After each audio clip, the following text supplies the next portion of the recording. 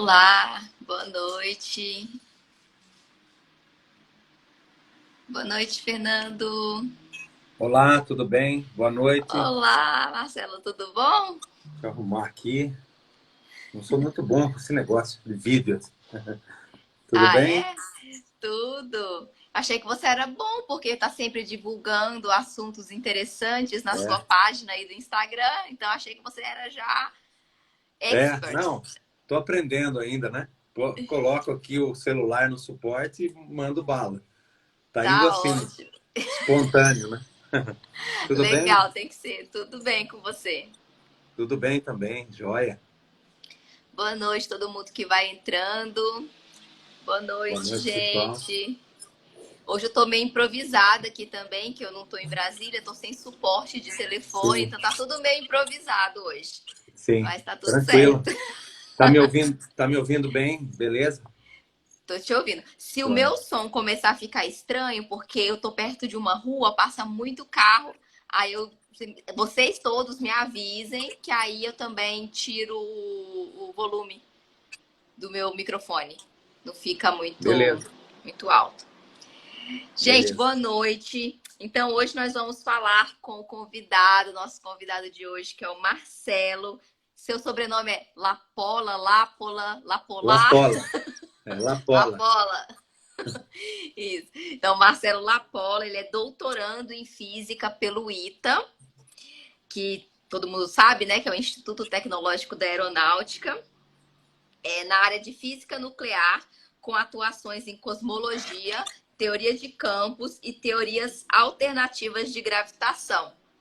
E também é colunista da revista Galileu, que eu sei que Sim, provavelmente muitas pessoas leem a Galileu e se inspiram, legal. né, nessa revista de divulgação científica para aprender um pouco mais sobre ciência, e até muita gente que resolveu estudar física e resolveu entrar numa graduação de ciência deve-se muito também às revistas de divulgação científica. Eu Sim. mesma Eu, fui inclusive, pela super interessante, eu lia muito quando eu era também. criança, lá na década de 90, e Sim, isso me estimulou bastante a seguir a carreira acadêmica. E é bem legal esse sim, trabalho. Vamos começar, Marcelo? Eu quero sim, primeiro começar te perguntando o que são teorias alternativas de gravitação. O que isso quer dizer e para que sim. elas servem? Muito bem. Primeiro dizer que é uma alegria estar aqui. Foi uma correria, né? Para a gente marcar um dia bom, né? Que eu também tenho uma experiência maravilhosa e bem corrida de doutorado, terminando o doutorado e dando aula num colégio particular aqui na cidade, na minha cidade natal, que é Rio Claro, estado de São Paulo. E então bem corrido. Respondendo a sua pergunta, basicamente as teorias alternativas, a gente até mudou o nome para teorias estendidas de gravitação e acho que é justo, pelo que eu já vou explicar. As teorias alternativas de gravitação, elas tentam investigar. Claro, a gente sabe que a teoria de gravitação padrão é a relatividade geral, que a cada dia ganha mais e mais comprovações. Só que nenhuma das teorias criadas pelo ser humano é perfeita. Tem algo que ela não consegue alcançar. Há algumas coisas que ela não consegue explicar. Para isso, então, existem as teorias alternativas de gravitação. Vou te dar um exemplo, se me permite. Por exemplo, o problema mais famoso que a relatividade geral não consegue explicar são as singularidades, né? De um buraco negro, por exemplo, né?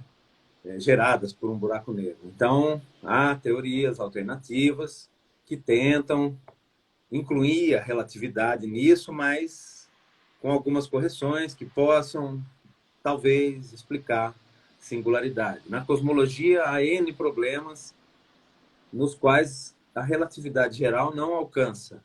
Então, são tentativas teóricas de ir propondo modelos e investigando, né? Já que a ciência é assim, né? Você acrescenta uma grande verdade no cenário da ciência ou trabalha acrescentando pequenas verdades ao que já existe, né? Acho que é mais ou menos por aí, assim, para dar uma introdução, né? E quais são as teorias de gravitação, as teorias alternativas à relatividade geral, que você estuda, que você está trabalhando no seu doutorado? Sim, ano passado eu publiquei um artigo que é o central da tese, que é uma teoria que se chama teoria da matéria induzida. Então, a gente sabe, né, para explicar assim, de maneira bem simplificada, que a realidade é em 4 dimensões, né? O universo, tudo que existe evoluiu a princípio em 4 dimensões, 3 dimensões espaciais e uma de tempo, certo? Então a gente pegou lá as equações da cosmologia, que são as equações de Friedman, e acrescentou lá já ainda na resolução da parte esquerda da teoria da relatividade geral, a gente acrescentou mais uma dimensão. Então, só para situar o pessoal que está aí com a gente, a relatividade geral tem, de um lado, do lado esquerdo, geometria, do outro lado, matéria, né? Então, você tem um tensor de Einstein e do outro lado você tem esse tensor de Einstein que gera a curvatura do espaço e do tempo e a matéria. Então, ela diz assim, a presença de matéria no espaço e no tempo curva o espaço e o tempo. Ou, mais profundamente ainda, matéria é geometria. Matéria é curvatura do espaço-tempo e vice-versa, né? A gente acrescentou uma dimensão a mais. E a partir da resolução desse lado esquerdo, que é pura geometria, lá dentro. Então a gente imaginou assim, como que eu posso dizer? Um espaço-tempo de 5 dimensões, 4 dimensões de espaço e uma de tempo. Então acrescentamos uma dimensão de espaço a mais, né?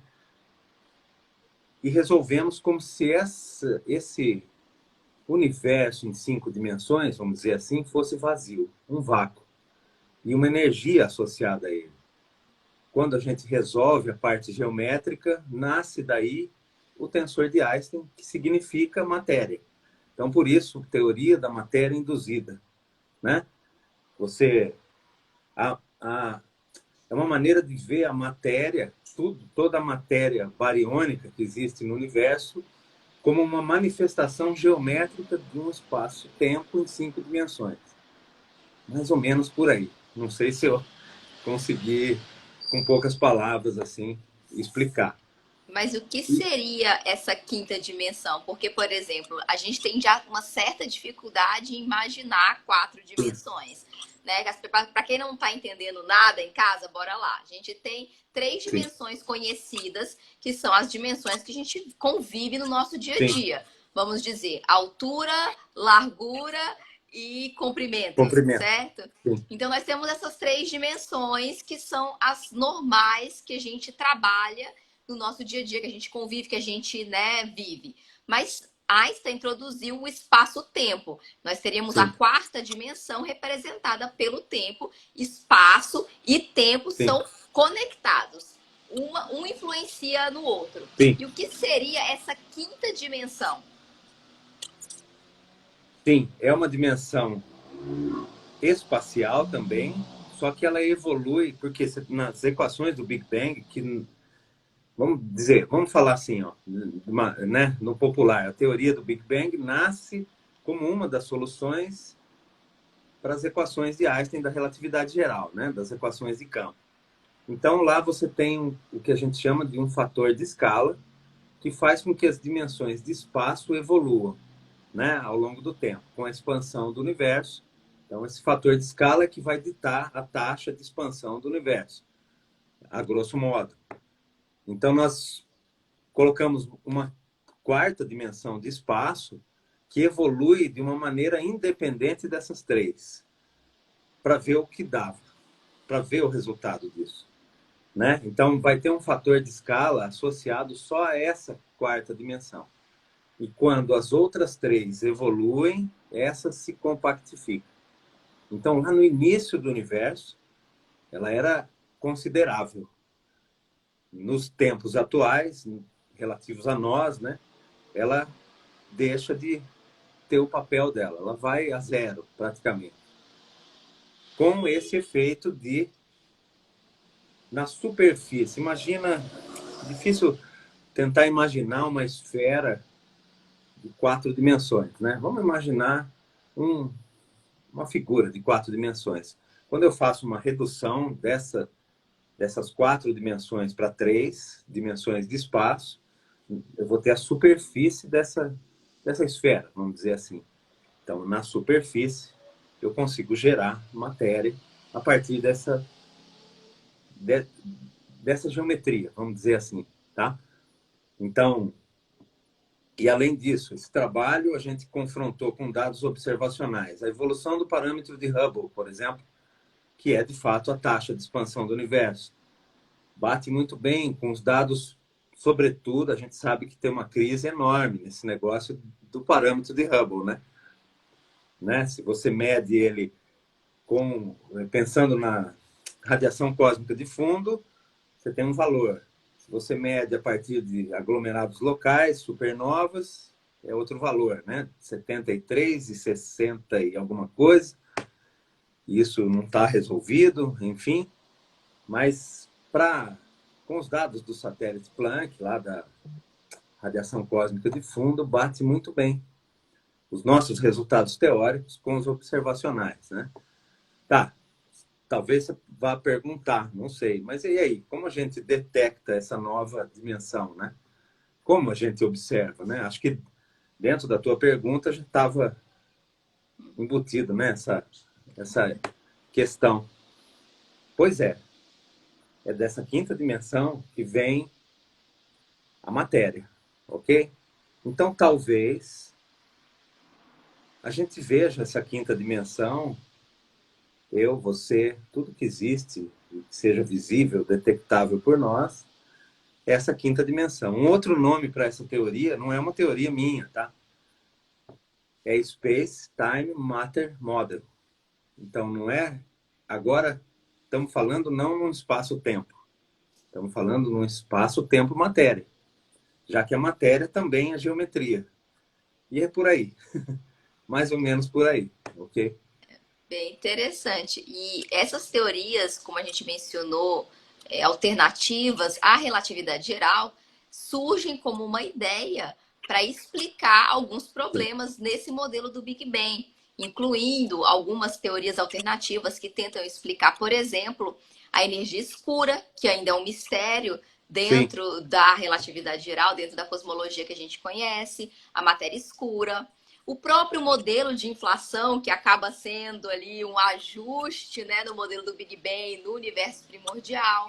Nós temos sim, alguns problemas da relatividade geral, alguns problemas em aberto na cosmologia, que talvez essas teorias expliquem, como a singularidade também, que foi mencionada, e essa crise que talvez exista entre mecânica quântica e relatividade sim, geral. Também tem teorias que tentam sim, unificar toda esse pacote que a gente tem, que chamaria a teoria de tudo, Marcelo. Você acha que existe uma teoria de tudo? sim. Pois é. Quem sou eu para ter uma resposta definitiva sobre isso, né? Você falou, só me permita completar só mais uma coisa que eu lembrei aqui do nosso trabalho, que está disponível. Depois eu mando o link para quem tiver interesse em saber um pouquinho mais. Também saiu uma matéria na Galileu sobre esse trabalho. Foi daí que nasceu o convite para eu escrever para Galileu. Foi muito legal. Trabalhando com essas equações, né? Enfim, matéria é uma manifestação geométrica que era um sonho do Einstein, inclusive, junto lá com o Kaluza e o Klein, em outra teoria, né? Mas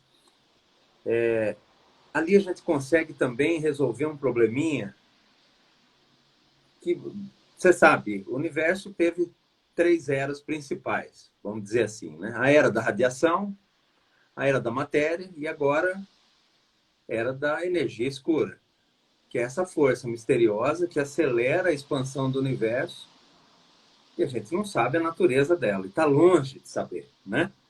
Assim, definitivamente. De onde vem? Né? De repente, está acelerando, então tem que ter uma força, né? Vamos pensar assim, né? Em termos de força. Cada era da radiação, nós temos uma equação de estado que relaciona pressão e densidade. Essas equações são colocadas à mão. Era da radiação, era da matéria escura. Uma não tem relação com a outra. No nosso modelo, a gente encontra uma equação só, que você vai evoluindo no tempo e você vai encontrando as mesmas equações que foram colocadas à mão no modelo do Big Bang. Então, o resultado assim, que eu tenho muito xodó, acho muito bacana isso. Né? Pode ser matemática pura, né? Enfim, quando o Friedman mesmo e o Lemaitre, que era um padre, né, belga, propuseram aí o modelo do Big Bang, o Einstein viu, falou assim, a matemática disso é maravilhosa, mas a física é péssima. E o tempo passou e se provou que era um modelo com seus ajustes, né? Mas, enfim, o que você tinha perguntado? Me desculpa.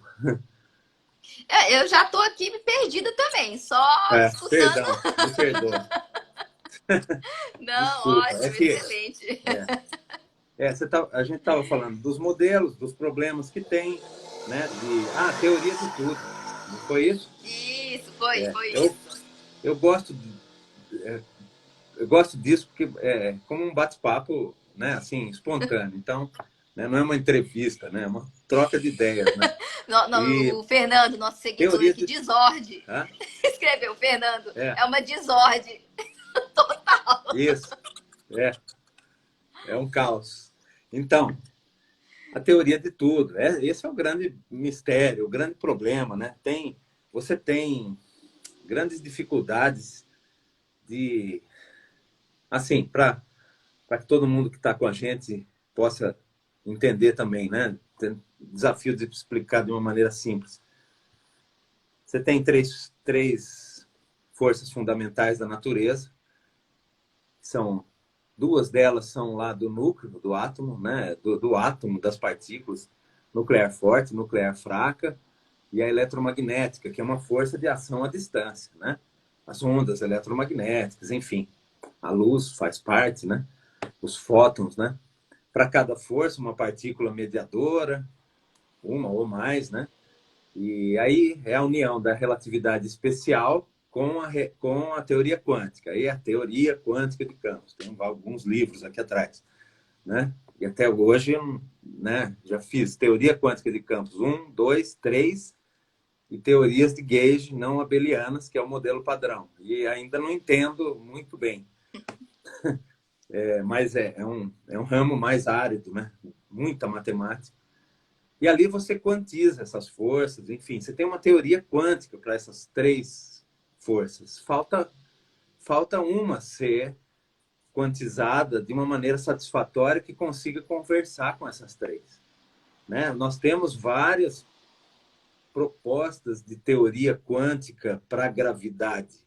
O graviton, por exemplo, como uma partícula que é mediadora da força gravitacional, vamos dizer assim, da interação gravitacional, né? Que é uma palavra mais adequada. Você tem muitas teorias, mas nada que se comprove. E também na quantização da gravitação, você tem ali problemas de muitas divergências que aparecem, né? Renormalizações em cima de renormalizações, tratamento matemático muito, muito intenso. E enfim, há algumas propostas e dizem que a maior delas, de uma teoria de tudo, que unifique essas quatro forças, a mais bem sucedida é a teoria das cordas. E dentro da teoria das cordas você tem várias propostas também. Algumas que usam 11 dimensões, outras que usam 23 dimensões e por aí vai, né? Então, talvez há físicos que apostem que talvez não exista uma teoria de tudo, que não se unifica. O grande problema é a fraqueza da força gravitacional, da interação gravitacional. Ela é muito mais fraca, ela só é, como que a gente pode dizer? Ela só tem significância em grandes escalas. Eu não consigo Imagina, o Einstein descobriu lá matéria, curva, o espaço e o tempo.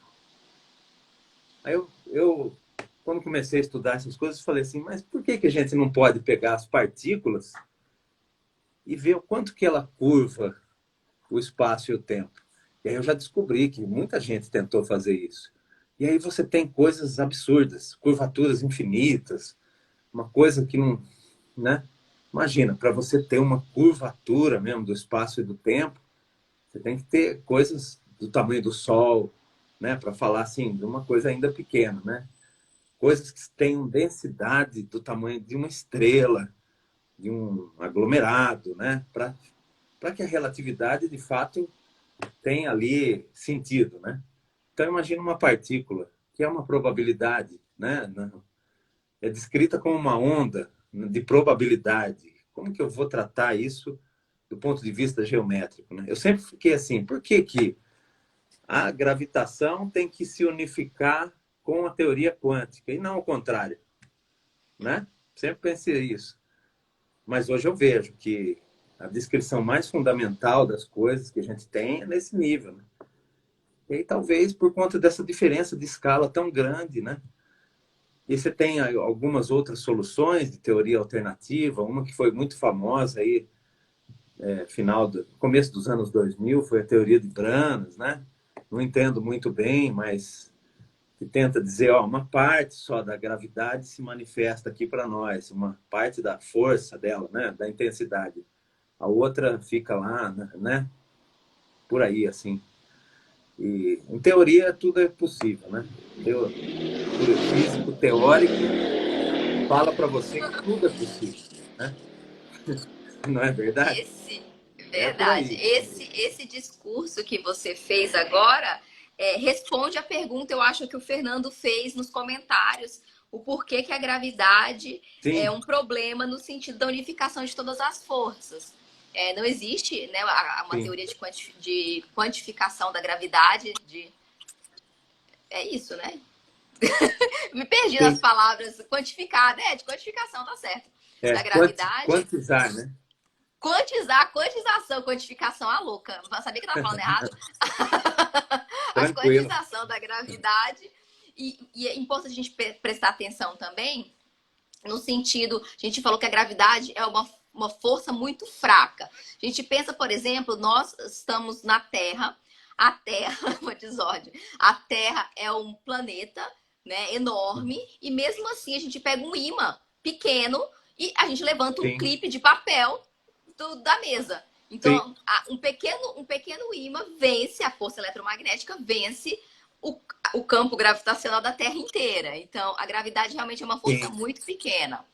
Esse é um exemplo Pois é. interessante para a gente poder ver como a gravidade é pequena e ela não é quantizada, por isso que a gente também não consegue. A É, gravidade é sempre um problema nessa tentativa de unificação com as é. outras forças. Nós já temos a unificação das forças eletromagnéticas com a força fraca, na força eletrofraca. Isso já Sim, é feito matematicamente. Ainda temos que fazer a força forte, certo? Temos que sim. ainda fazer essa união com a Que é, força forte. é, que é outro grande problema também, né? Exato, que é a força do núcleo ali, que mantém o núcleo dos átomos unidos. Sim, Então, nós precisamos unificar essa força eletrofraca com a força forte. E, por último, seria talvez uma unificação com a gravidade. Só para sim, resumir o que estava sendo dito. E eu quero aproveitar para fazer uma pergunta que foi feita também pelo Fernando a respeito dessas teorias, já que você falou sobre a teoria das cordas. Então, eu quero aproveitar e sim. fazer essa pergunta, porque é uma dúvida que eu também tenho, eu não conheço todas essas teorias, claro. E ele pergunta: tem teoria das cordas, teoria das supercordas, teoria M, supersimetria, o que, que tudo isso significa? Pois é. Eu até onde eu sei também, teoria das cordas. Vamos assim, vamos pensar o seguinte. Quando eu unifico, você tem lá mecânica quântica. A mecânica quântica que nasceu lá em 1900 com o Planck, que foi sendo desenvolvida, e aí você tem a equação de Schrödinger, que, enfim, tenta descrever tenta não, descreve partículas subatômicas como ondas de probabilidade. A equação de Schrödinger, ela é incompleta, porque ela não é relativística, né? Então, o Schrödinger, inclusive, deduziu uma equação usando a energia da relatividade especial do Einstein, né? Ainda não era a relatividade geral. O problema está na relatividade geral, né? Então, então é incompleta. Então, passou-se o tempo e aí conseguiram unificar.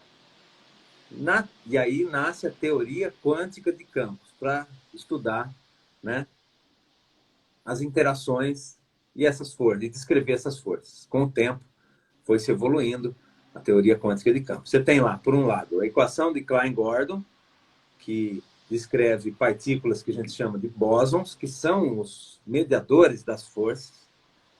E você tem a equação de Dirac. E essa é maravilhosa, porque ela descreve a matéria. E mostra ali, de uma maneira maravilhosa, como se comporta um elétron, como se comporta um próton, né? Enfim, basicamente ele queria fazer para o elétron, né? Mas aí ela ganhou aplicações maravilhosas. Quando você aplica isso no mundo real, para descrever as partículas, e desenvolve a teoria, vou desenvolver uma teoria de campos para a força eletromagnética. Nas deduções matemáticas, o que muita gente não fala é que você joga fora alguns termos que são infinitos. Você tem algumas, em matemática a gente chama de divergências, né? Então você tem infinitos. E aí, quando eu tive aula de teoria de campos, eu falava, ué, mas não, esse termo não vai precisar. E aí tirava. E aí foi justamente para resolver essas questões de infinito que surgiu a teoria de cordas. Basicamente, na teoria de campos, uma reação, você tem ali, por exemplo, o encontro de um elétron e um antielétron, que vai gerar dois fótons, vão se aniquilar, né? Para a teoria de campos, essa interação acontece num ponto, num lugar geométrico que não tem dimensão, que é um ponto. E é isso que gera esses infinitos. Para tentar fazer uma teoria mais elegante, que não precisava varrer para debaixo do tapete esses infinitos, falaram, não, então vamos criar uma região do espaço onde essa interação acontece, uma região unidimensional ali, mais ou menos, e aí resolveu o problema dos infinitos. E aí, então, resolveu o problema dos infinitos e mostrou-se uma teoria mais poderosa ainda. Qualquer partícula é uma corda. Uma corda, um ente matemático que a gente pode chamar de corda, que ondula e cada modo de vibração vai ser uma partícula. Tá. O problema disso é que para detectar essas cordas matemáticas são praticamente indetectáveis, porque elas são da ordem do comprimento de Planck, que é 10, não lembro de cabeça, acho que é 10 a menos 60, é uma medida irreal de se medir, assim, né?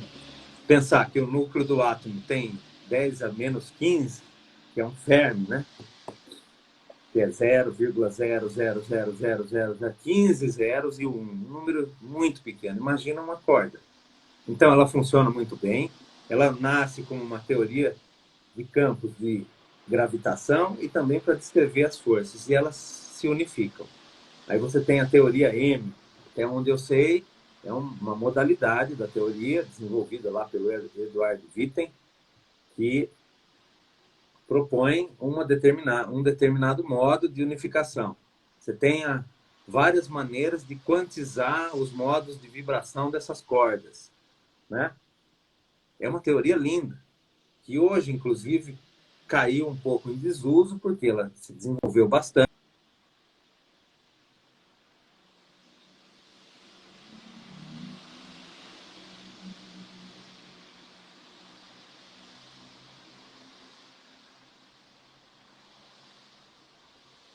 Acho que nós perdemos conexão. Vocês estão me ouvindo? Só o Marcelo que caiu ou eu caí também?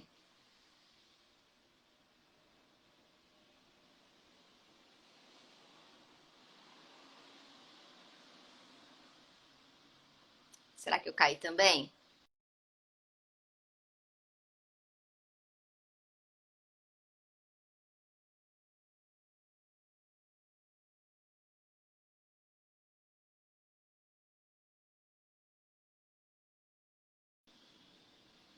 Ah, o Marcelo caiu, eu tô aqui. Ah, legal. Daqui a pouco ele volta então para explicar para vocês o que que é a teoria. Ah, que bom, eu já tinha até mudado pro 4G, achei que era eu que tinha caído. Deixa eu ver se eu consigo chamar ele de volta. Mas e aí, vocês estão entendendo sobre a teoria de cordas, a teoria. Uma coisa que eu quero falar para vocês, que é interessante, enquanto o Marcelo não volta, deixa eu chamar ele de novo. Que eu vou até aproveitar. Pronto, chamei, daqui a pouco ele está de volta. Que eu quero aproveitar, que eu acho até interessante a gente conversar um pouquinho sobre isso. Existem teorias alternativas de gravitação e existe a teoria da relatividade geral, que funciona muito bem, que já passou por vários testes experimentais. O Marcelo foi para outra dimensão. Isso mesmo, provavelmente. Mas a teoria da relatividade geral, ela tem corroborações com experimentos, tá? Então, os experimentos vão lá, eles medem e conseguem comprovar algumas predições da teoria da relatividade geral. Essas teorias alternativas, muitas delas, nós não temos ainda experimentos que mostrem algumas das previsões.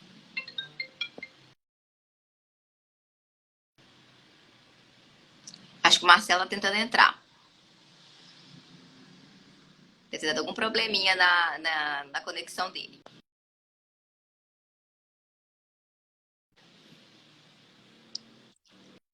Não, eu acho que você tá no. Se a gente não tá no ao vivo, eu tenho que te chamar e entrar no ao vivo. Peraí.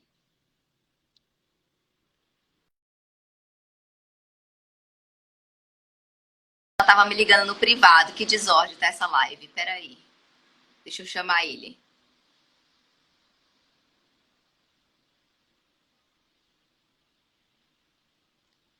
Não, quando eu for subir essa live pro YouTube, eu vou tentar cortar esses problemas técnicos. Mas, Pronto. aê, voltou. O pessoal tava Beleza. falando que você foi parar em outra dimensão. Eu vi. Eu estava É, explicando para eles a respeito que a diferença, o porquê de nós usarmos ainda a teoria da relatividade geral, é que nós temos várias previsões que são confirmadas por experimentos. E o sim, problema dessas teorias alternativas que eu vejo hoje é que muitas delas ou preveem exatamente os mesmos observáveis da relatividade geral, ou seja, elas sim, não são distinguíveis por experimentos. Então, nesse sentido, não faz sentido, porque se você não consegue distinguir entre duas teorias físicas, nós ficamos com as teorias mais claro. simples, tendemos a ficar com as teorias mais simples. E algumas também preveem certos observáveis que nós não temos ainda condições de medir devido Exato. às grandezas envolvidas. Então é importante levar isso em consideração também. Com certeza, é isso mesmo. E a teoria das cordas, supercordas, teoria M, supersimetria, é por aí, né? Há também questões fundamentais de política, de ciência, enfim, né? Que, né? Você tem um grande grupo de cientistas que começam a adotar uma determinada teoria, governos americano, europeu começam a financiar, aí todo mundo vai para isso, se aglutina. A teoria das cordas foi assim. Houve uma época em que onde tinha mais dinheiro para financiamento de pesquisa teórica era na teoria das cordas. E aí foi um boom, né? E muito, como eu estava concluindo, aí caiu, né? Muitas ferramentas da teoria das cordas está sendo usada para solucionar questões relacionadas à computação quântica. Tem muitos colegas nossos que estão indo, que saíram das cordas e foram ajudar aí, enfim, a solucionar problemas, trabalhar com questões teóricas relacionadas à computação quântica, né? Porque Então, às falando vezes, até nesse respeito que existe um financiamento por parte dos governos e por parte das agências de fomento em certas áreas específicas sim, de acordo com, né, com o tempo que nós estamos vivendo. Hoje, por exemplo, a área experimental ela está muito forte. Difícil sim, um físico teórico arrumar emprego hoje em dia, sim, exatamente. É isso mesmo. porque não está muito requisitado. É, é. Mas eu acredito que essa questão experimental vai esbarrar, em algum momento, vai esbarrar na necessidade de voltar, de se voltar aos teóricos para poder falar, olha, tem uma teoria da Larissa, vamos resgatar aqui. E é sempre a história, sempre foi assim, né? Na história sempre aconteceu desse jeito, sem a gente querer se comparar, mas o Einstein mesmo, imagina, quando propôs a teoria da relatividade, tem tem uma passagem muito interessante do Planck recebendo os manuscritos, chamando ele para conversar e falando: mas você é um jovem aí de 23 anos, desconhecido, você está preparado? Que ninguém vai acreditar em você. Isso aqui é maravilhoso, mas você soluciona um problema aqui, né? Mas, felizmente, naquele mesmo ano, além da relatividade especial, mais 4 outros artigos solucionando outros problemas, né? Sempre teóricos. Então, essa oposição que enfrenta faz parte. Porque É, muitas mas eu acho que são vezes, os momentos também. O início do século XX sim, foi o momento da física teórica. Hoje eu tenho sim, visto mais como um momento da física experimental, principalmente na prática parte da astronomia. para comprovar ou descartar muitas teorias que foram descobertas lá, né? Lá no início Sim. do século passado, né? Enfim. E é assim que a ciência vai avançando, né? Refutando, completando-se, né? Mas eu tenho esse exemplo assim do Einstein como uma coisa, eu fico imaginando, né? Um cara desconhecido, não tinha um emprego numa universidade, nada, e vem com essa solução assim do nada. E, assim, aparente para quem recebe, né? Quem é essa pessoa, né? E que muda tudo, né? Que postula, não, a velocidade da luz é constante para qualquer referencial, papapá, todas as leis da física valem em qualquer lugar, e vamos lá, e vamos desenvolver. Então, para que a velocidade da luz seja constante, ou o espaço tem que se contrair, ou o tempo tem que se dilatar. E em cima disso vai construindo-se a teoria. E aí está incompleta a teoria. Vamos agora, então, fazer para referenciais acelerados. E aí simplesmente usa a geometria diferencial e descobre a relatividade geral, que é uma teoria de gravitação. E a gente falava também da fraqueza da força gravitacional. Mas veja que coisa maravilhosa que é a natureza. É a mais fraca das interações, só que a teoria que. Só que a evolução do universo, desde o início, desde, teve um início, há observações que mostram isso, e que houve um evento no passado em que ele teve um início, é uma teoria de gravitação, né? Ali não entra na jogada a força, talvez no início, né? Mas nuclear forte, nuclear fraca, eletromagnética, no início talvez, e essa é a teoria de tudo, né? Acreditavam que essas forças todas estavam unificadas ali. É onde a gente ainda não alcança. E é tão bom saber que a gente nunca vai. A impressão que dá é que a gente nunca vai alcançar tudo, né? Que nem o Kelvin falou lá no início, no fim do século XIX. A física acabou, não tem mais nada para descobrir. Só algumas pequenas coisinhas. Mal sabia ele, né? O que tinha pela frente, né? Só a relatividade e a mecânica quântica, em Pois é, seguida, para que resolver revolucionou pequenas. É, a é isso. física. E, inclusive, eu tive já uma conversa similar a essa, similar a esse assunto com o seu xará, o Marcelo Gleiser, Que que legal. sobre os limites do conhecimento. Exatamente, o Sim, conhecimento não é ilimitado. E só não. por a gente saber que a velocidade da luz tem um valor finito, nós não conseguimos enxergar além do que a velocidade da luz viajou no tempo Exato. que o universo tem.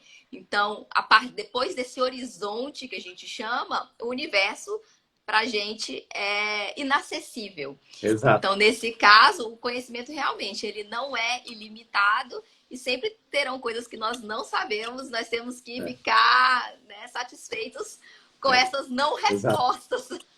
É isso. Quanto mais alto você sobe no conhecimento, na razão, para contemplar a planície, você percebe que maior vai ficando a planície daquilo que você desconhece.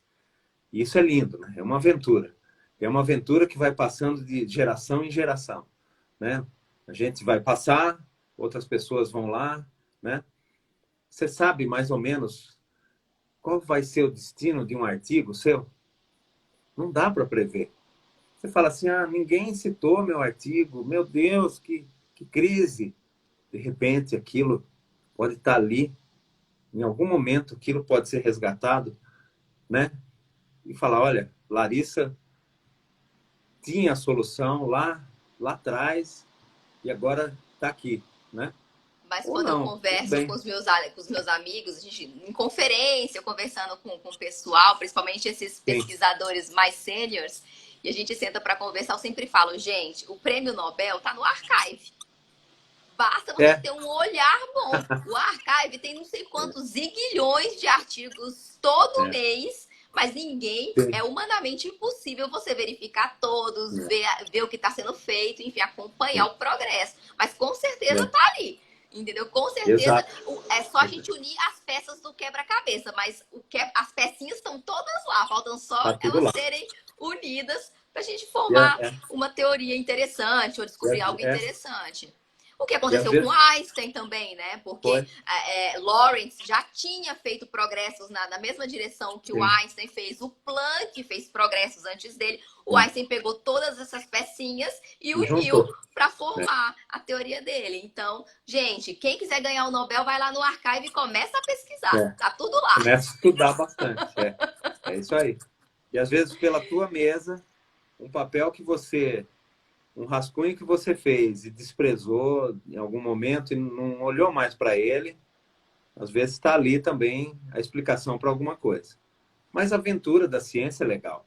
Assim, talvez seria uma pretensão da gente achar, desejar, talvez virar um imortal, um famoso da ciência, mas só da gente conseguir participar dessas conversas com uma pequena gota de um trabalho, alguma coisa que ninguém viu, né? Hoje eu lembro, primeiro ano de física, eu cheguei lá, fui na biblioteca, estudei na Unesp, aqui em Rio Claro, graduação. Primeiro ano, cálculo 1, geometria analítica, física 1, né? O começo de tudo. Fui lá na biblioteca, pretensioso, eu fui lá, catei o livro de física quântica, aquele do iceberg, o primeiro, que às vezes eu mostro aqui nos vídeos. Peguei e falei assim, vou começar a estudar esse livro por conta, sem... Vou estudar as coisas da faculdade, lógico, e nas horas vagas vou dando uma olhada. Não passei do primeiro capítulo. E aí foi aí que eu percebi que eu tinha que... Por isso que essa matéria é lá no último ano. Você tem que passar por tudo para poder entender minimamente, né? E ali eu vi que é uma lição de humildade. Cara, você quer aprender? Você vai ter que passar pelo curso inteiro, não é assim. Uma coisa está ligada à outra. Você vai ter que aprender cálculo 1, cálculo 2, todas as físicas, eletromagnetismo, né? Começar ali física moderna, estrutura da matéria, álgebra linear e tal. Aí eu lembro que aí abandonei o livro, devolvi, né? Não entendia nada.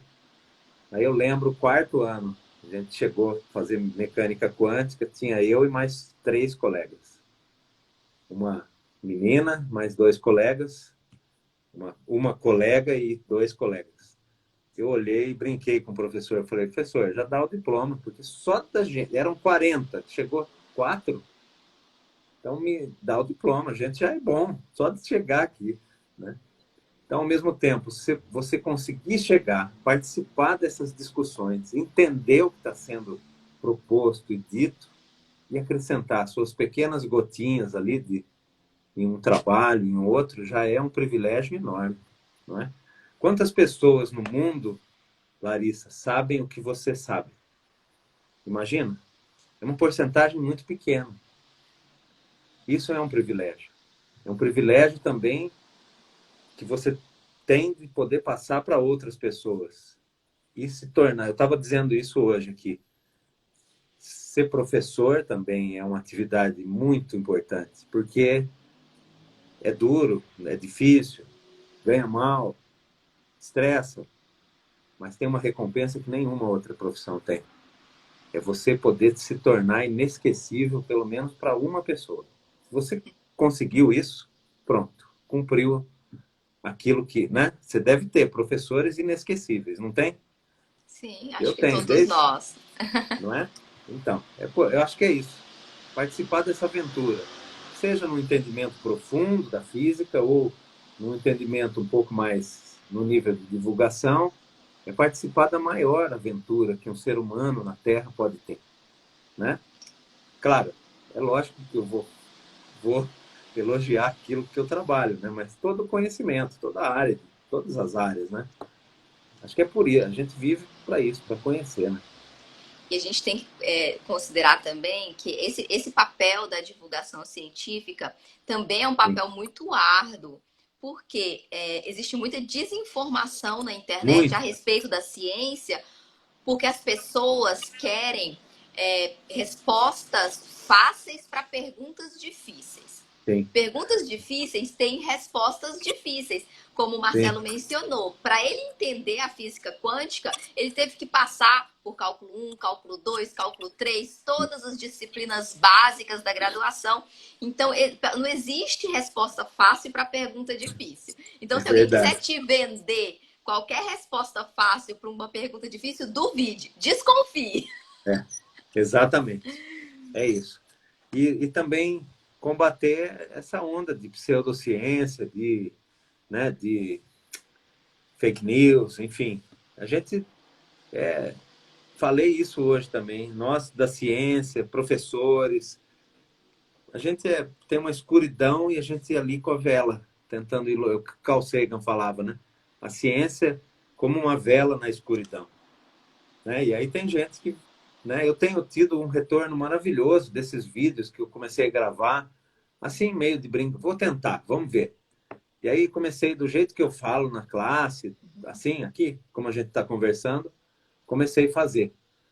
E aí, pô, tô tendo um retorno tão bom, tão bonito, que algumas pessoas falam lá para mim e tal. Aqui o Fernando, que está aqui, ó, se você me permite um comentário, entrei na sua página lá tal e vi que é um autor de ficção científica. Achei legal que é uma editora independente, né? Quero conhecer mais. Ele fez uma pergunta, acho que você viu, se a gente, se os físicos têm crises existenciais, né? O tempo todo. O tempo todo.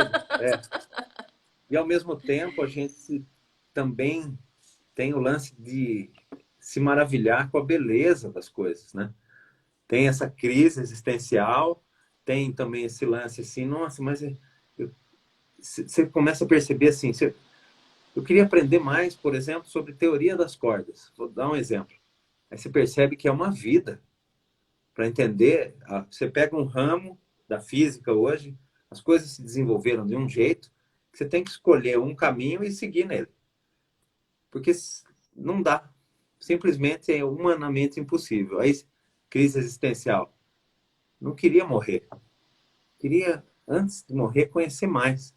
Né? Tem isso. Tem a questão de você entender é aquilo que eu falei, uma lição, sempre uma lição de humildade. A gente não é nada. E ao mesmo tempo maravilhoso. Consegue. Eu vi um vídeo que você fez sobre o infinito, né? E achei maravilhoso que a gente consegue contemplar coisas que são tão maiores que a gente e a gente é tão pequenininho, né?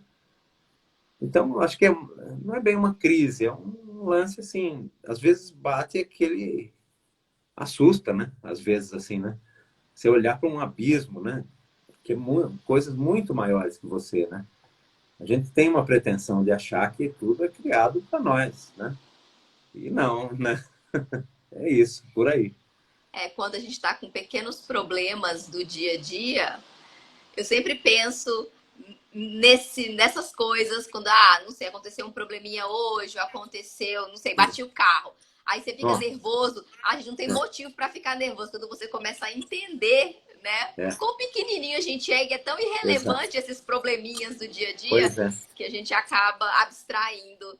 Eu penso muito sim. sobre isso, mas crises existenciais eu tenho desde os, sei lá, É, 2 anos de idade, Fernando. é. Então, Eu tenho, às vezes, na sala de aula, de pensar assim, como assim esse aluno não acha isso aqui bonito? Porque tem, você não dá para você obrigar a pessoa a gostar, né? Mas eu tento. Olha aqui, vê, olha que bonito, tal, né? eu fico Tá? chocada. Eu fico assim, É, gente, como é que a pessoa não se interessa por isso? Isso é demais. Eu fico assim, meu Deus, como é que a é. pessoa não vai procurar? Eu também fico extremamente chocada. Mas, mas é que talvez é aquela coisa, assim, a mínima dificuldade, e a física tem uma aura de ser muito difícil, matemática, e aí então rola aquele lance assim, a mínima dificuldade eu desisto. Ah, não, não gosto, isso aí me provoca, eu não entendo, então me sinto mal, bate na minha autoestima. Eu sei bem o que é isso, porque uma hora eu vou gravar um vídeo assim mais comprido, maior, vamos dizer assim, para contar um pouquinho da minha história, que eu sou um campeão de desistir das coisas. Só da física eu desisti 3 vezes. Foram 3 vestibulares até eu falar, não, eu quero a física. Agora eu vou estudar. Agora, depois de casado, minha esposa me apoiando, vai, rapaz, senão, né? Foi assim. E então foi uma história de amor mesmo, assim. Não, mas pô, caramba, física. Eu queria tanto, meu objetivo era entender aquele livro de física quântica, sabe? E aí eu desistia no meio do ano, não estudava direito e tal. Então, eu posso falar, batia na minha autoestima, pô, não entendo e tal. Então é mais fácil desistir, mesmo você gostando, né? Mas aí teve essa história aí, esse final feliz. Tá para terminar agora em dezembro com o doutorado aí, por aí.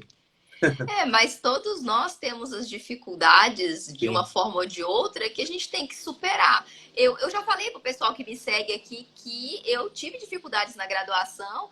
Eu não tenho vergonha nenhuma em dizer, eu reprovei mecânica quântica, inclusive já falei pro pessoal, gente, não desista, eu Normal. reprovei. Ai, uma reprovação, o que será que vai Não, acontecer? Comigo não aconteceu nada, tô aí, tô não. plena, fiz meu doutorado, Pois é, tô empregada, tá tudo ótimo. E eu reprovei que mecânica bom. quântica e fiz mecânica quântica no último semestre, de novo, precisando dos créditos para Nossa, formar a pressão ralada é. para colar grau, a colação de grau paga, agora vai ter que passar. Nossa, caramba. Então existem muitas dificuldades pelo caminho, né, galera? Não dá para desistir, porque vai ter em Sim, qualquer área que você escolher vai ter dificuldade. sim. Eu até ia fazer uma pergunta para você. Agora eu vou fazer uma pergunta. Você teve no congresso Marcel Grossman Meeting na Itália, foi em La 2018. Sapienza? É, Fui. Em La sim, Sapienza, fui. então. Eu estive Você lá. conhece o pessoal do ITA, né? Não sei se você estudou no ITA. Não, eu fiz o meu mestrado no INPE. E aí fiz Ah, tá. meu doutorado em Roma. Em Então, Roma mesmo. eu lembro você lá conversando com o pessoal, eu estava por lá. Né? Eu Ah, estava fazendo mestrado ainda. E quando eu vi o seu convite e tal, aí fui ver tua página. Você vê, o mundo dos físicos é pequeno, é né? pequena. Todo mundo acaba se encontrando de algum modo, né? É uma E história aí, legal que eu nunca contei, acho, pro pessoal. Eu fiz minha graduação na UNB, fiz meu mestrado no INPE, fui fazer meu sim, doutorado em Roma. Perdi o contato legal. com o pessoal do Brasil praticamente, então minhas Sim. colaborações, tudo ficou sendo mais na Europa. Aí eu fiz meu doutorado, fiz meu pós-doutorado em Roma, fui fazer outro pós-doutorado na China, China, fiquei lá e fui contratada e fui trabalhando na China, enfim. De repente surgiu um convite para eu fazer parte desse time do Centro de Gravitação e Cosmologia e tal, que legal. para que eu ajudasse eles no experimento que eles tinham colaboração com o Brasil, que é o Bingo, no qual o Alex, Sim, que trabalhava comigo no INPE, trabalha. Olha o sim. mundo, o tamanho. Caramba! Olha só, da China, né? Incrível. Eu lembro que nessa época, em 2018, você estava lá na China, né? Tava. Mas eu lembro de você ali conversando com o pessoal, o Pedro, o Ronaldo, essa galera ali. E a gente saía para tomar café e tal, né? E O mundo. esse congresso foi tão bom, tão legal para mim, minha primeira viagem internacional, assim, sabe? E foi bem bacana, assim, tenho ótimas lembranças, eu apresentando e tal, E Roma, foi uma cidade gostoso. maravilhosa. É, Então, já começou, estreou com o sensacional. pé direito. É, verdade, tem razão. E a Itália, a gente sempre traz alguma coisa de lá, e quando você vai, parece que tem alguma coisa sua lá, né? Não sei, o povo meio parecido, assim, né? Eu gosto Né? muito Enfim, de lá. Achei o é, pessoal muito receptivo comigo esse tempo todo. Me deram bacana. muita força. Até quando eu fui pra China, eles falaram pra mim assim, que eu tava na dúvida. Ele, Larissa, vai. Se não der certo, você volta. Tá, Você sabe que a Universidade de Roma é sua casa. Aí eu fiquei legal. mais E aliviada. você Pessoal, muito ficava, legal. e você fez lá na Sapienza. Tor Vergata. Ah, sim, legal. Roma É, 2. bacana demais. Muito legal. Deixa eu aproveitar e fazer para você, Marcelo, uma pergunta, outra pergunta de um. Sim, O papo tá ótimo, mas eu falei para os sim, seguidores que eu ia responder todas as perguntas deles sim. nos comentários. É, e O depois, se tiver Pedro, alguma, manda também, não tem problema, tá? beleza. Gente, já segue lá o Marcelo. Aproveita para Isso, lotar a caixa dele de isso, mensagem com perguntas. isso. Com E quem me perguntas segue também existenciais. segue a Larissa. É, isso aí. O Pedro Adonis perguntou: tem conhecimento de algum experimento proposto ou executado capaz de nos fornecer alguma informação, mesmo que pequena, sobre a correspondência da realidade ao modelo de teoria das cordas? Ou você já tentou imaginar algum experimento que pudesse comprovar esse modelo, essa É. teoria? Então, para a gente comprovar o que a teoria quântica de campos mostra, nós temos lá o LHC, o acelerador de partículas, na fronteira da França com a Suíça, né? Que todo mundo conhece. E ali você tem energias da ordem de 4, 14 tera eletronvolts. Então, assim, para ser mais sucinto, quanto menor é a escala que a gente está pesquisando, mais altas são as energias, né? Então, é a física de altas energias. Para pesquisar coisas do, da, da ordem de grandeza das cordas, que a teoria das cordas propõe, você precisaria de aceleradores de partículas gigantescos. Alguns falam até, eu já li em algum lugar, de aceleradores de partículas que teriam que ter quase que o raio do universo, né? Não sei se é um exagero, não. Mas até onde eu sei, a questão da teoria das cordas é essa. Indetectável. Linda, elegante, maravilhosa, traz ferramentas matemáticas até então desconhecidas, fisicamente faz sentido, esbarra na experiência, no experimento, né? O Para entender. principal, né? Exatamente, exatamente. É que eu sou Então, experimental, gente, da parte mais sim, de análise de dados, então. não, mas a física é uma ciência experimental, né? Mas a matemática nos permite, né? Eu costumo falar para os meus alunos, quando eu começo a falar da física, lá no primeiro ano do ensino médio, física, lá com Aristóteles, os gregos, a física era uma filosofia. E aí lá, sobretudo com Galileu, né, que fala, não, pera, tem uma descrição matemática por trás disso. Faz lá as rampinhas, percebe lá se ele mudar a inclinação, tal, enfim. É quando entra a descrição matemática da natureza. E aí eu costumo dizer, sem a matemática, a física seria só uma filosofia. Sem desmerecer a filosofia, que é importantíssima, mas não seria uma ciência. como a gente entende o método científico. Não seria a mãe de todas as ciências. Seria uma análise observacional, assim, por que, que um objeto cai? Né? Que o Aristóteles falava, porque é da natureza desse objeto procurar a Terra. Pronto. E ficou aí resolvido isso aí 2.500 anos. Né? Até entender que não, tem que ter uma descrição matemática. Né? E é justamente por conta de que a matemática é a nossa caixa de ferramentas, tanto minha como teórica, quanto sua, como experimental, é que permite, não, então vou pegar uma ferramenta, vou aplicar e ver se me dá uma teoria que tem algum significado físico, né? E aí, enfim, pode ter comprovação, pode não ter, mas está ali, é a teoria. Lá, como você falou, mais para frente, pode ser que novas tecnologias surjam, né? Nós estamos numa era aí que eu fico imaginando daqui 10 anos, nem tão longe assim, a evolução da computação quântica, da inteligência artificial, das máquinas aprendendo cada vez mais com a gente. Né? Isso que a gente está fazendo aqui por trás, tem um algoritmo que está aprendendo. Enfim, você ensina o Google a todo tempo, né? Aprender. Há pessoas que dizem, não sei se é verdade, enfim, que a inteligência artificial que o Google está desenvolvendo já é de uma criança de 4, 5 anos de idade, em muitos aspectos, não no aspecto emocional, né? Então eu fico imaginando, para onde a gente vai nessa questão dos experimentos? Pode ser que você sabe muito mais do que eu, que há medidas que são feitas direta ou indiretamente, né? Difícil ver um elétron, né? Mas eu consigo detectar ele, né?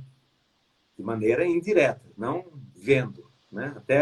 Até isso que eu digo não tem muito sentido, né? Se a gente pensar na mecânica quântica, ver o elétron, né?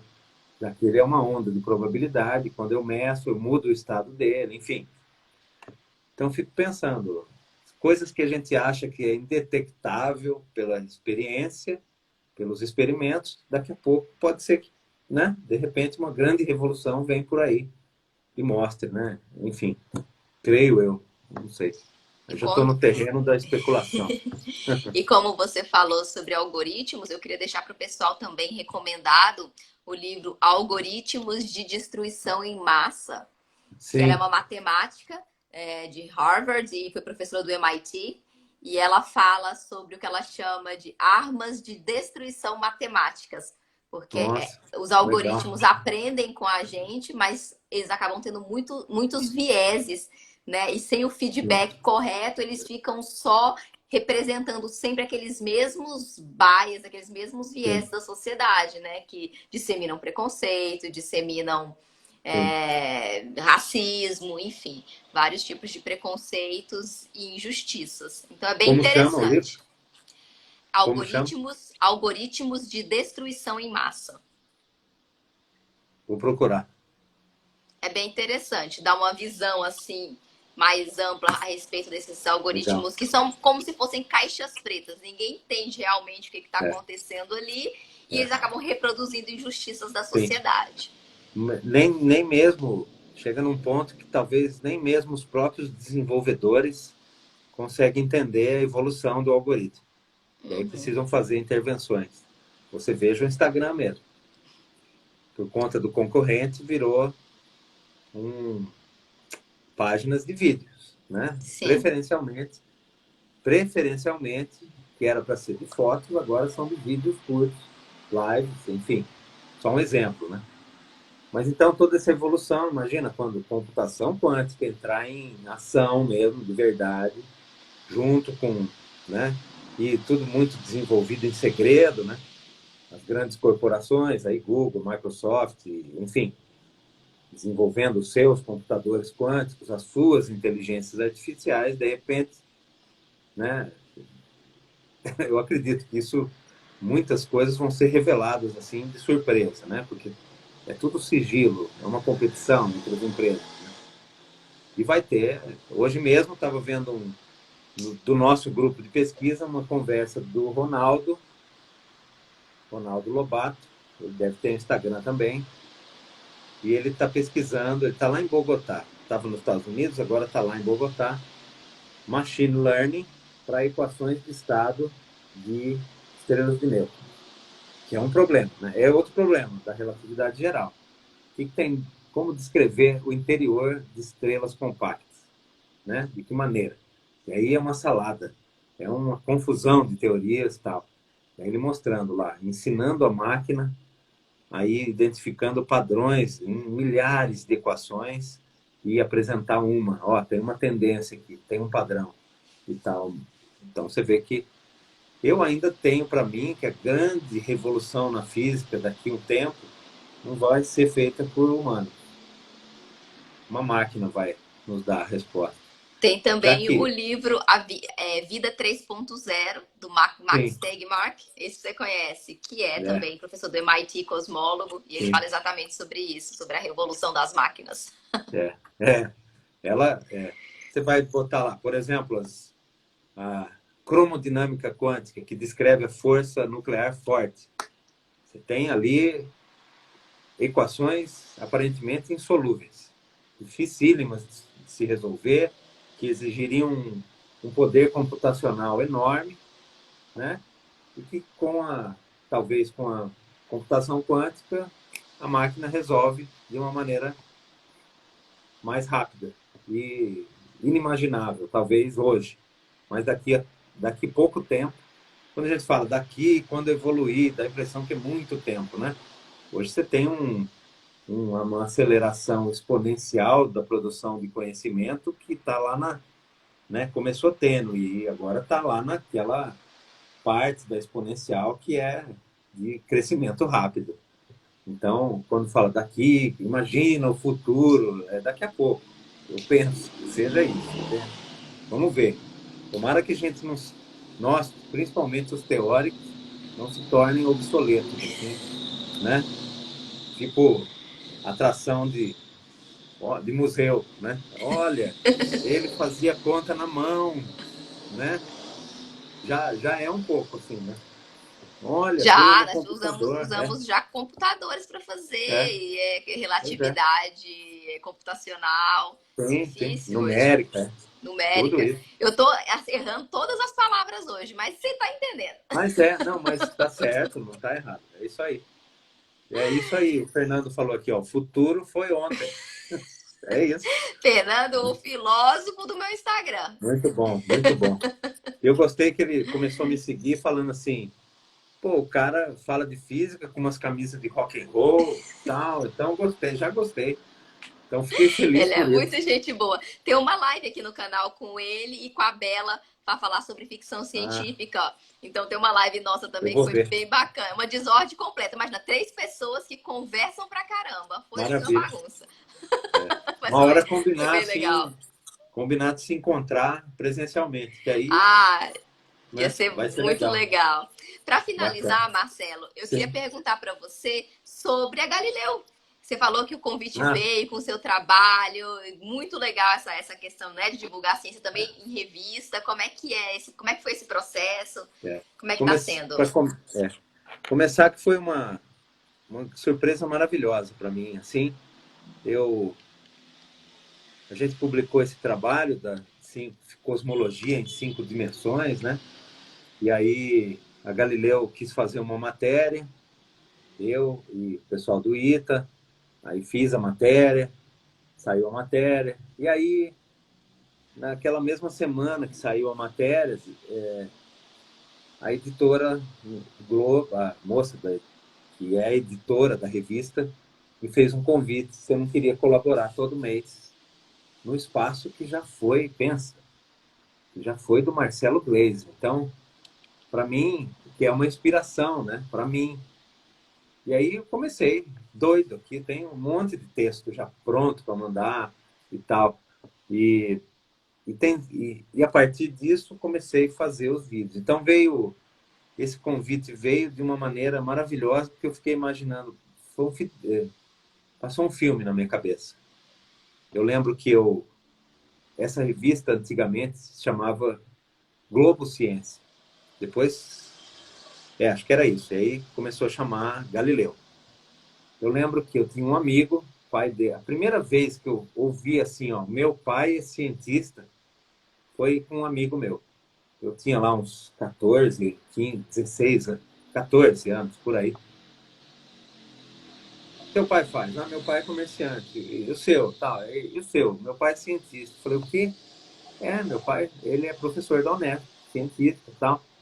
Não era físico, né? Ele era da parte de ecologia. E, e aí comecei a conviver na casa ali, vendo o trabalho, achei maravilhoso. E o pai assinava para ele, é super interessante. E a Galileu. E ele não queria nem saber de ler muito assim. Então a revista chegava, revista, pessoal que está vendo a gente, o pessoal mais novo, é uma coisa de papel que a gente lia, né? Que vinha uma vez por mês. Analógico. É o iPad, vai ter que passar É, a página. isso. Tô brincando, claro. E aí, ali eu comecei a ter contato. Nessa época, eu lembro que eu falava, eu quero fazer medicina, quero ser médico, tal. Eu lembro, um primo meu, inclusive, mora aqui no mesmo prédio que eu, antes, um pouquinho antes desse colega, me mostrou a super interessante número um. E ali tinha uma reportagem, tem um trem na capa, tinha uma reportagem sobre física. Foi ali que eu mudei de ideia. Eu não quero ser médico, quero ser físico. Quero entender a figura do Einstein, né? E aí esse colega assinava, Galileu, e o pai assinava para ele para ver se ele pegava no tranco, assim, para estudar e tal, se interessar. Ele pegava as revistas no plástico e me dava. Ó, Marcelo, pode levar. Lê aí, fica. Eu fui fazendo a coleção.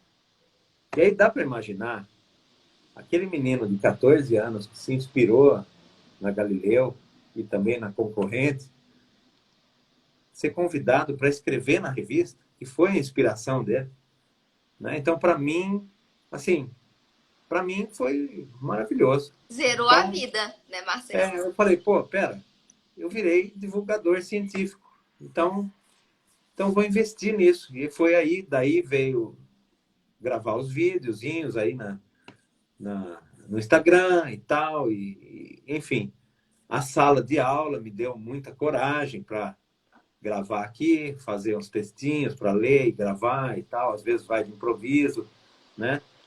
E um retorno bom dos alunos e do pessoal, e aí vai estimulando, né? Você assiste, você fala, não, eu devia ter melhorado aquilo quando eu falei de tal palavra, ficou muito difícil.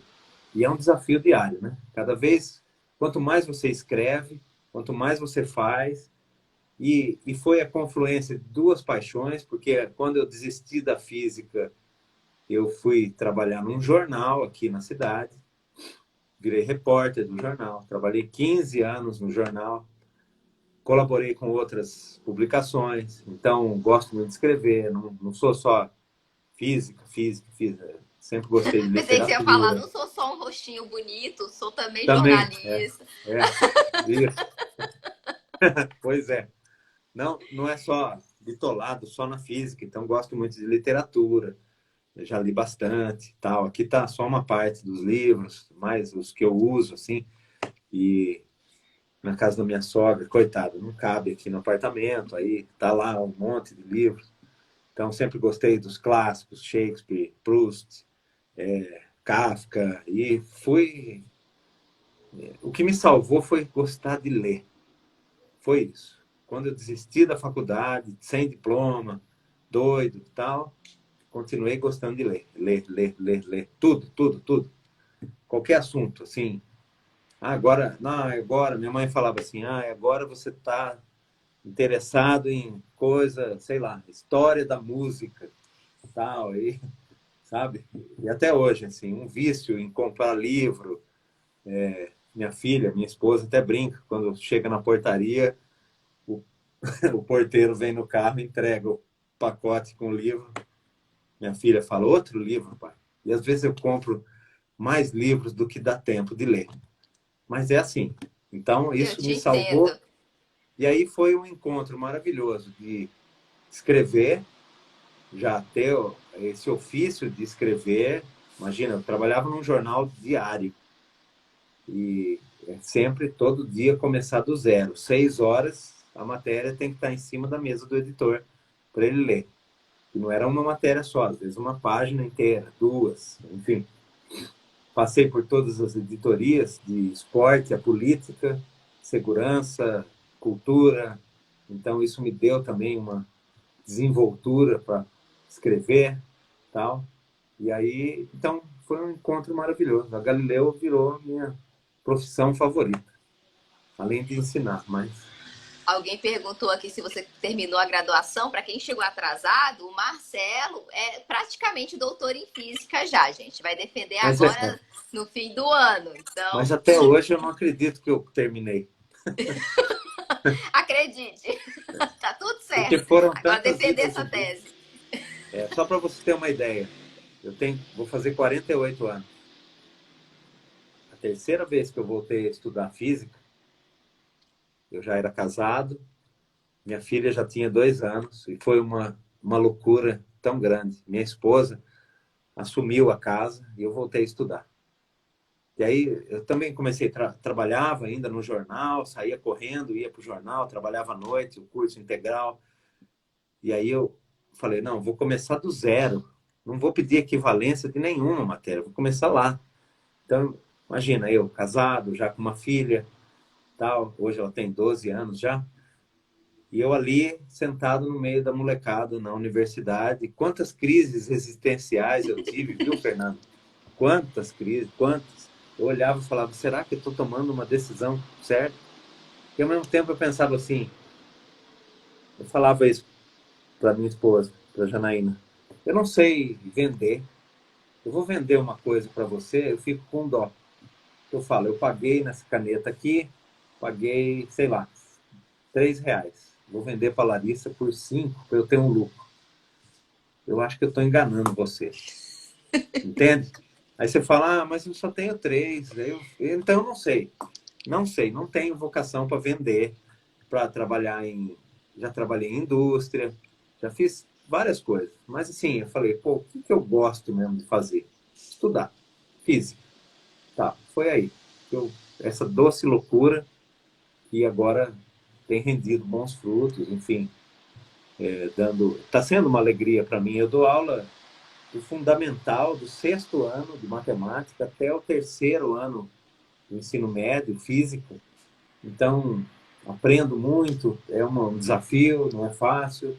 E, enfim, são crises diárias e vamos em frente, é isso. O Fernando, te entendo, amigo. Eu publiquei minha primeira história com 48 anos. Gente, o Então, José Saramago começou a escrever com 60 anos foi e ganhou o Prêmio Nobel isso. de Literatura. Foi, Então, foi, exato. Muito, idade não tem é muito. problema.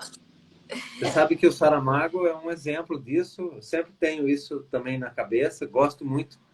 E também tem um outro escritor, que é o Ernesto Sábato, argentino, sempre ficou meio ofuscado, porque ele era da mesma época do Borges, que ganhou o Prêmio Nobel de Literatura, e mais um escritor maravilhoso. E tem um livro, pouco antes dele morrer, que é uma autobiografia, que chama Antes do Fim. Ele era físico. Ele estudava no Instituto Marie Curie, lá na França.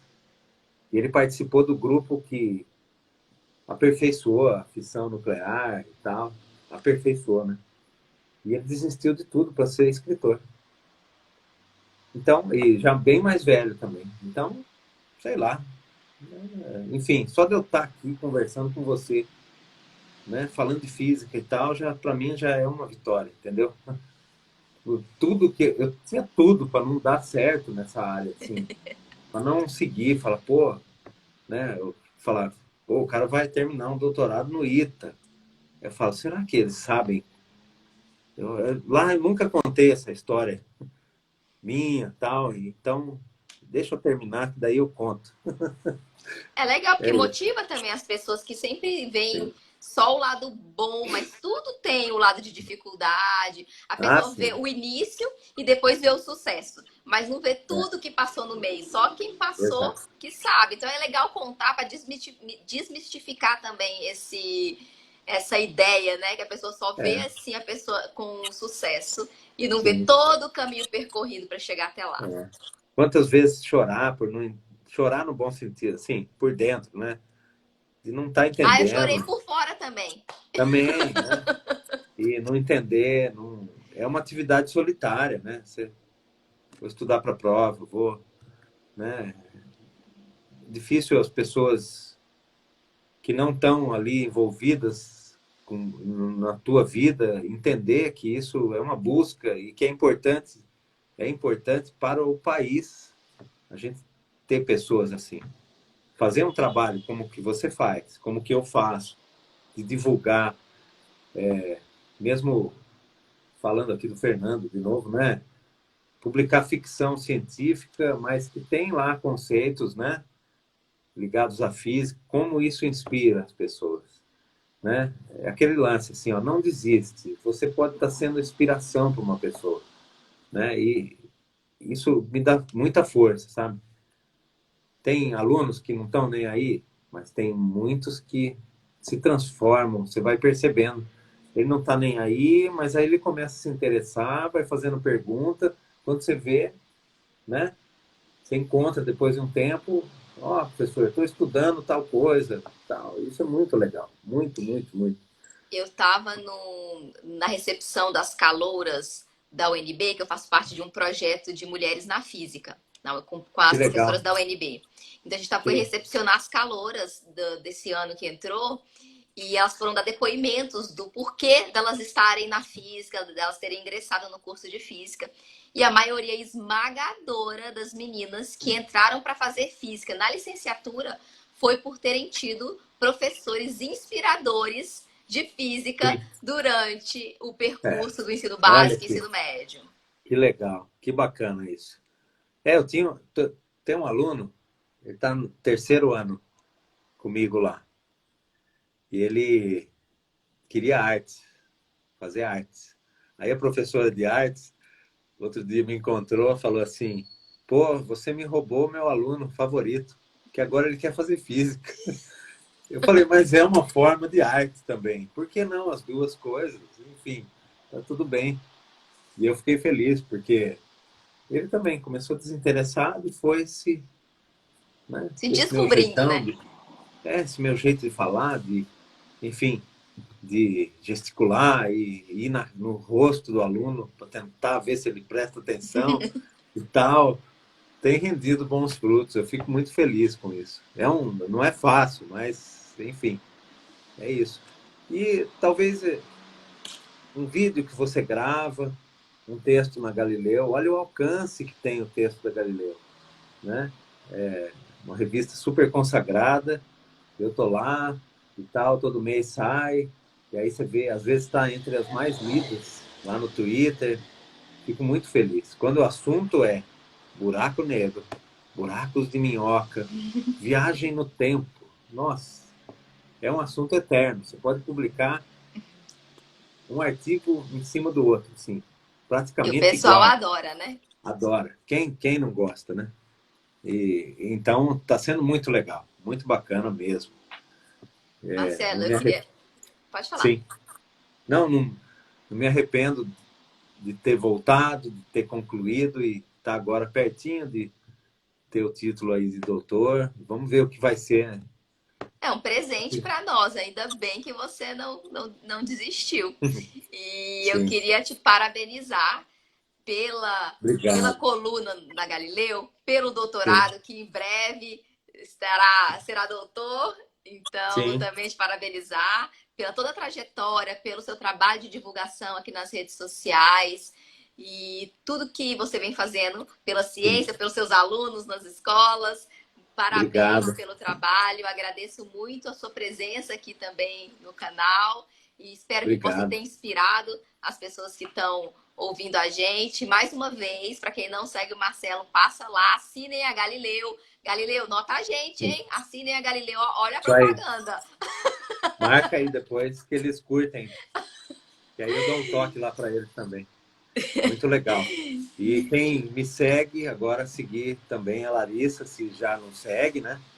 E também a recíproca é verdadeira. Quem sabe uma hora a gente une teórico com experimental e sai um bom trabalho aí. Quem sabe? Vai saber, né? Com Você está certeza. E numa bora área marcar outras lives. Eu trabalho com radiação vamos, cósmica de fundo, então não é legal. tão. Dá para É um fazer, assunto que me talvez. interessa muito. Formação das estruturas, né? Sim. Acho que é isso, né? A bariogênese, Trabalho. né? Trabalho, é isso, trabalho às vezes lá do início do Acho universo, trabalho muito legal. com radiação cósmica de fundo, 21 centímetros do átomo de hidrogênio. Então, assim, acho que Que dá para legal. fazer uma mescla aí, dá para a gente Olha, combinar um bacana. trabalho. Terminando aqui o doutorado, que está perto, vamos conversar. Quem sabe nasce uma ideia comum aí para um artigo, enfim. Sempre conectados aí, tá? Fernando, chama eu também. Tá bom, beleza. Tá convidado. Larissa, muito obrigado, viu?